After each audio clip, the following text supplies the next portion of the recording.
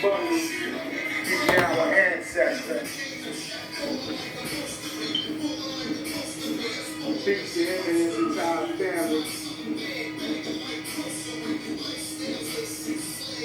This is how you open up portals. Channel our ancestors.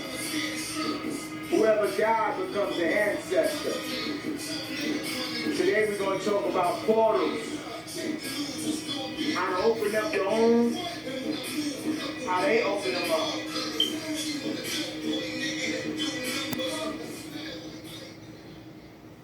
Portals that we're going to open up today are the portals of our consciousness. First and foremost, let us recognize that all exist in the realm of mind, and mind gives life to all things in being. Without mind, nothing exists. So what you say a thing is what it is. As you say often, it is what it is. As you can see here, we have a depiction of a portal opening. Someone is looking through the tear of space. This tear of space, however, is created by what appears to be a catastrophic event. It looks like thunder. Thunder was perhaps the first form of deific worship that the ancestors initially genuflected towards, because the sheer sound of a thunder and lightning storm creates a cavern in the consciousness. The initial template of what perhaps could be considered fear or awe emerges. So here we see a depiction of how a storm can essentially send down currents of consciousness to this personage's mind. You see, it seems as though the storm is going right directly to his mind.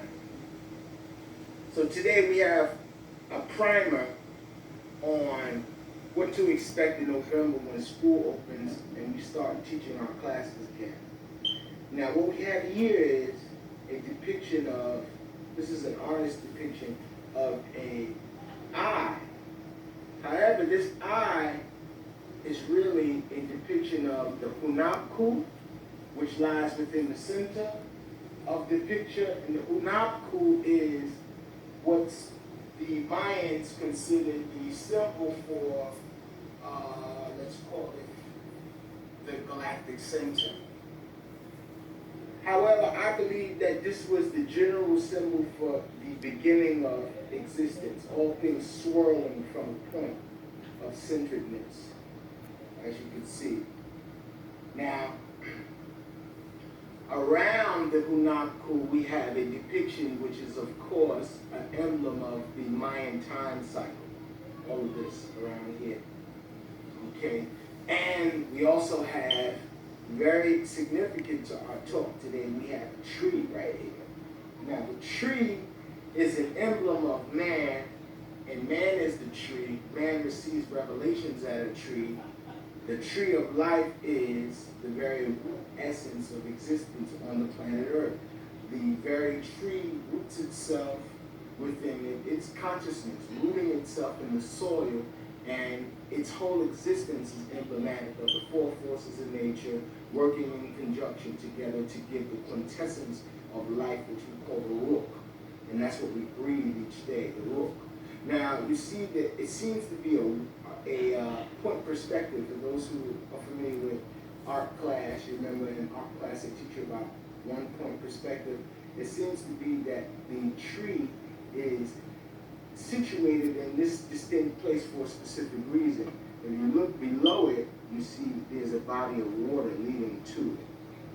So the body of water is also a symbol of the celestial High Father in the form of the black night sky, or the High God Mother, as she is often depicted. And you see in Kemet that the woman's body is also, the black woman's body is representative of the night sky. So now we see that water is being a means or a road towards getting to the tree of life. So Very significant symbols. So this whole thing is about symbol literacy. It's about how you understand and know symbols to be, what they are, and what they mean to you. Now, that was the symbol of the galactic center. Now, here's the picture of the galactic center. Very beautiful. You see a large concentration of stars. And within this large concentration of stars lies our home. We live here. This is where we come from. Okay? This is where you derive. You came here in light codes, as our beloved teacher, Reverend Valentine, instructs us. Light code transmissions acts as the vehicle upon which we make ourselves manifest in the physical realm. Very significant that we find our way back to the stars, because that will be our salvation when the shit hits the fan. Here we have a depiction of the Hebrew letter Aleph. Now, the Hebrew letter Aleph is significant in that it is also a direct resemblance and emblem of this symbol, the symbol of the Hunabku to the Mayan Olmec culture. You see there's a spinning involved in this depiction. Now, when we look here, we see the same motif present in the form of the letter Aleph emanating from a standpoint, from a place. Okay? So now the letter Aleph is the first letter in the Hebrew alphabet. Now, why is it the first? Well, let's look and analyze the sound that it emits. The letter Aleph emits a sound of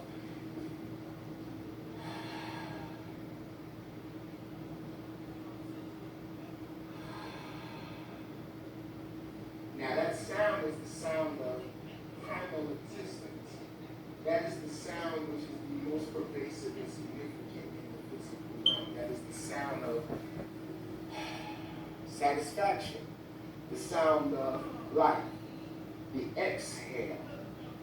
Now, this exhale is emblematic of the great swirl of the universe. It's this great swirl from which we all derive ourselves of existence.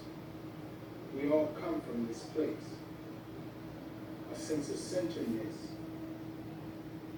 is expressed in the symbolism, the galactic womb of beginnings, all coming out of one, all emanating out of one. However, what we see in the very center of this symbol, we see something going on which appears to be catastrophic. To the scientists in Western science, they say that this chaotic event that's going on in the center of this galaxy is something destructive. They see it as something very destructive. However, there are a chosen few among them who have decided to operate within the knowledge of their know, and that chaos is the very means by which to establish and create a synergy. What we have here is an emblem of the global world grid. Now, the global world grid is a symbol based on some key factors. The key factors involved is primarily the mineral deposits within the landmass. The mineral deposits in the landmass define where specifically certain occurrences of chaotic events will occur. Now, we'll qualify that statement as we go further into our discussion.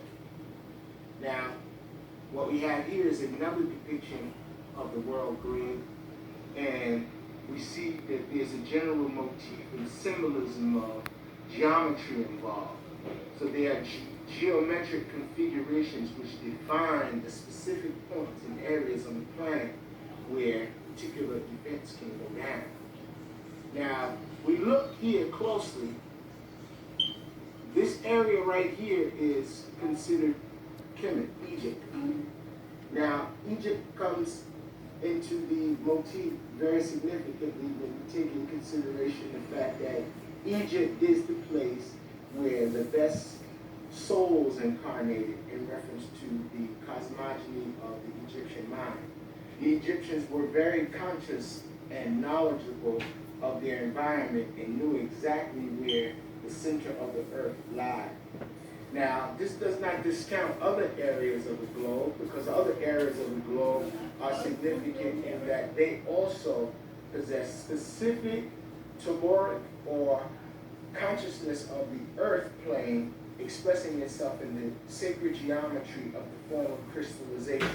So when you have large deposits of diamonds in Africa, amethyst and quartz in Americas, and different kinds of silicon, different material that specific areas of the planet produce, they have a relationship with the atmosphere at large. Consciousness of a distinct kind comes from specific areas of the cosmos to specific areas of the planet. So now here we have a symbolism of the specific place upon which a lightning bolt may come down. And the symbolism is of the tower. This is in the Botah deck, the builders of the Adytum. This is the deck of cards created by Paul Foster Casey. Now, the builders of the Adytum are the Kabbalists of the tower. They follow the edicts and the spiritual work of Eliphas Levi, a French occultist who was privy to the Moorish paradigm left in Europe by way of the occult streams of Kabbalah that were left in the form of magic there and astrology, which many books have not yet been translated from the French. Now, here we have the tarot card, the tower, and then we have a very significant feature here. Mr. Levy, in his book, Transcendental Magic, associated the 22 major arcana of the tarot cards to one of the letters of the Hebrew alphabet. And then, in doing so, also attributed a card to each of the paths on the Tree of Life. We'll speak about that later. But we're directed towards going to the Tree of Life because when we look, we see an emblem of the Tree of Life right there over the card. On the card, rather. And over what appears to be a male personage who is falling from the tower. Now, emblems we are also familiar with. People falling out of towers, jumping out of the way of fires, leaping from tall buildings. We don't have to explain the particulars. We all know what we're talking about. Now, very significant. This is the letter P. This is the letter that you saw on the right-hand corner, the lower right-hand corner of the card. Now, this letter means mouth in the Hebrew language. Mouth. Right? Now, if you can see the letter, those of you who've been keeping in with our, checking in with our studies and know that this letter resembles another letter in the Hebrew alphabet. It resembles the letter Kaf. Kaf meaning the hand. But when you put something in the hand, you put what in the hand, you make it into a pet. Now what we see here is another letter superimposed into the pet, and that is the letter Yod.